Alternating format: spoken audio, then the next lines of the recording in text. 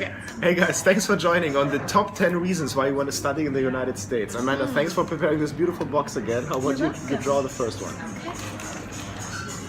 Okay, number one, the after graduation opportunity. Oh, yeah. You want to go first? Yeah, so I think university campuses in the US offer a lot of career help or career services.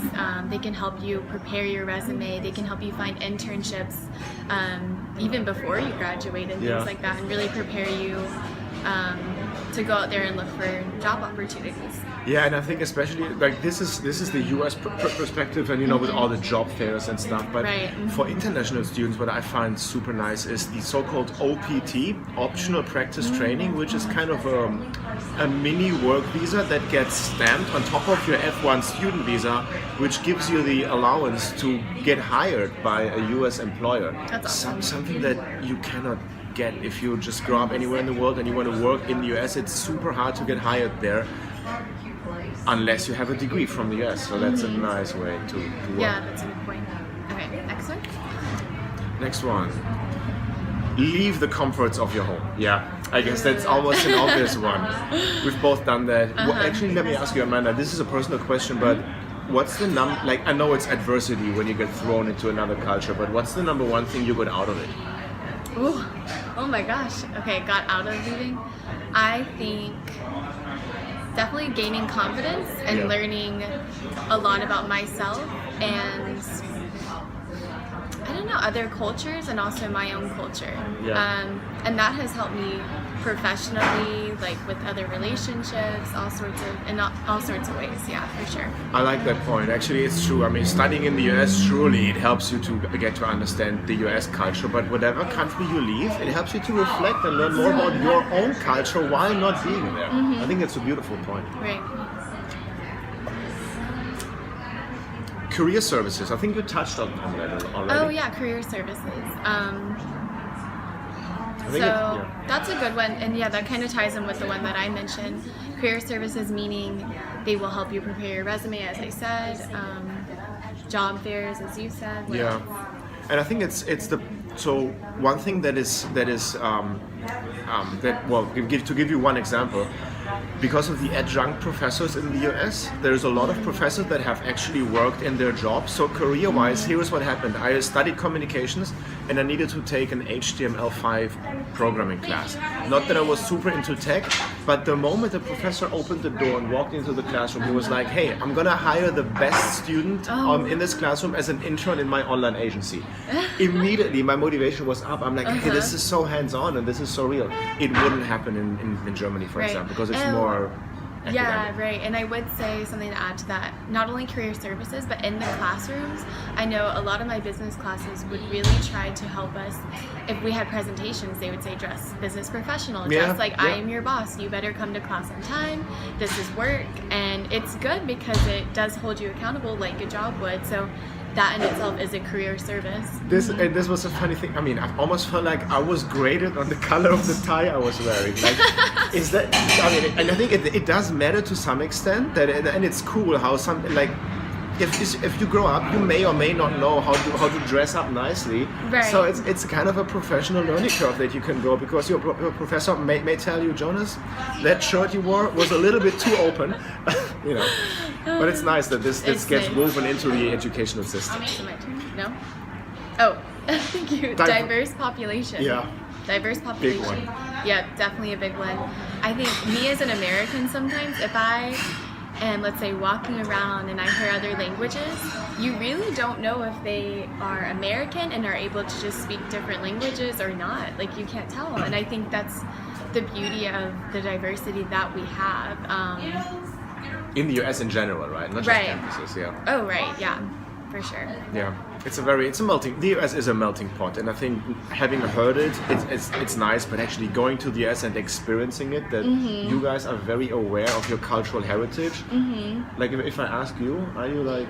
Yes. I am a quarter Japanese.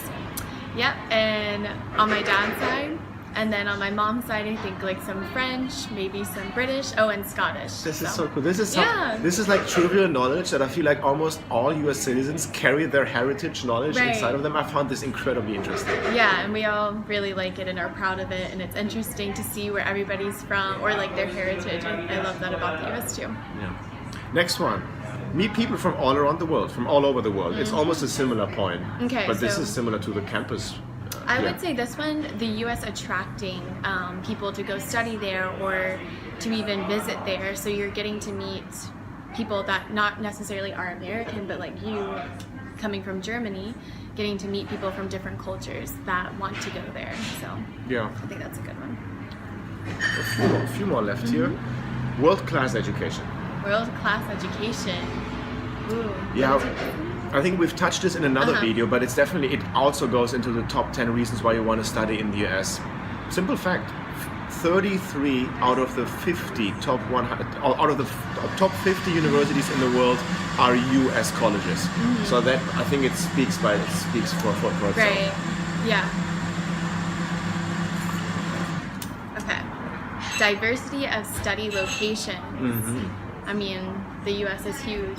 It's huge, and we have lots of different areas with lots of different things to offer. I mean, you can't go to one state and then travel to another, and it's totally different. The culture is different, and also it's one of the parameters. Even when we send you to the US at Epro, you can tell us, oh, I like the sea, so you can go to the coast, or you like the East Coast culture versus the West Coast culture, or you like the mountains, you like to go skiing, then we could send you to Colorado.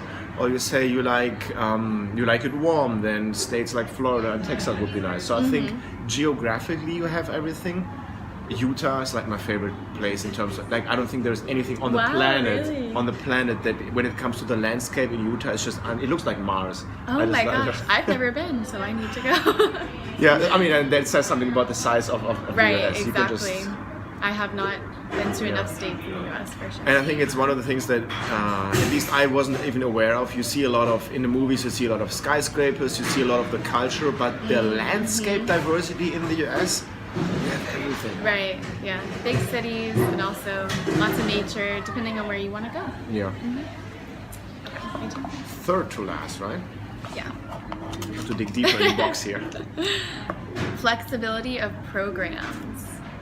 Yeah, so I think in terms of campuses or universities, being able to change the amount of classes you want to take, Oh, yeah. being able to change the amount of time you want to take while you're studying. Good point. Yeah, I actually think I realized when I was in my freshman semester, I was afraid that I was being overwhelmed, so I was really careful on the course load, and I Right. felt under-challenged. So next semester, I took a course overload, including Mandarin Chinese. I was like, Oh, oh my wow. god, it was getting too much.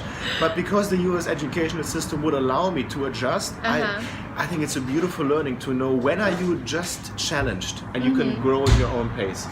And not even like the amount of classes or the duration, but the types of programs, the That's types of true, yeah. classes. Like I was taking Spanish classes, business classes, and cultural classes about the Middle East, like because I wanted to, and I was filling one of my requirements. So I think that's great. It's something that we offer. Yeah, and for me, I mean, another example, and it's totally random. I studied communication science in my major, and my minor.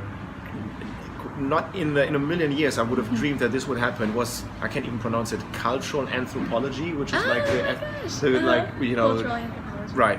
Very interesting. I think ethnology or ethnology would be the German term for all the German viewers. Something that is totally unrelated to my major, but I just developed an interest for it and then chose it as an official minor. Right, and that's another thing. If you're interested in something or want to see if you have a passion about something else, it gives you the flexibility to go and check it out and see if that's something you can pursue. Yeah, good point. Last one? No. Second to last. This is availability of scholarships. The big one, the biggest one for us, yeah. So I think there's, I always say when you go to the US, there's 3 types of scholarships. One is athletic, which is huge. You know, there's the big problem in the world when you're not doing your sports in the US is you have your club on one hand side, and then you have the university on the other side, and they don't really care about each other. So you have this time conflict. But in the US, you golf or you swim or you run or you play for your college, and then it fits beautifully into your schedule. Right. Sports scholarships one. Second one, I think, is the departmental scholarships. So when you are in the US and you do really well in your school, there may be special scholarships that you get while you're already there that you can apply and get on top of everything that you may be granted when you begin with. And then the last one, the big one, are the academic SAT scholarships. Right, merit-based scholarships, Merit-based. depending on like your GPA, test scores, things like that. Also, another one to point out is a lot of international students receive diversity scholarships. And I think these are really great. They're looking for diverse students from diverse backgrounds, as well as having good merit scores and everything. It's actually the number 4 type of scholarship that is probably the biggest for all you guys watching. If you're not from the US, the international or diversity scholarships are scholarships that are merely given out because you hold a non-US passport. I know it may make you jealous. Just a little bit. But it's super nice for you guys when you think, oh, I'm not an outstanding athlete, I'm not a super high academic achiever, but you are international, and that qualification of you being from whatever country gives you 30% off in many colleges, cases. especially for undergraduates. Right. You pick the last one. I'm excited what this is. Okay. So let me tilt it. Okay, there we go. Okay. Perfect your English. Oh, yeah. That's a good one. Yeah, I think learning a language, going to the country where it's actually spoken is very important.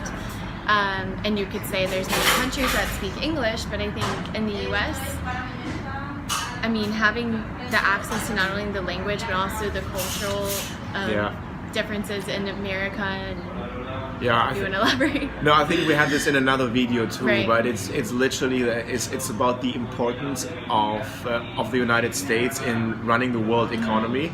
That knowing English is nice, but getting the cultural insights that you can only get when you live in the US, and you cannot get them when you just watch the movies, is super important, because then you can play with the US culture, and you can adjust and play with the way that the US does business, and I think it's a super powerful learning for you to know. And I think in any language learning, being able to learn it in the country will help you that much more to understand the culture on top of it. Yeah. For sure.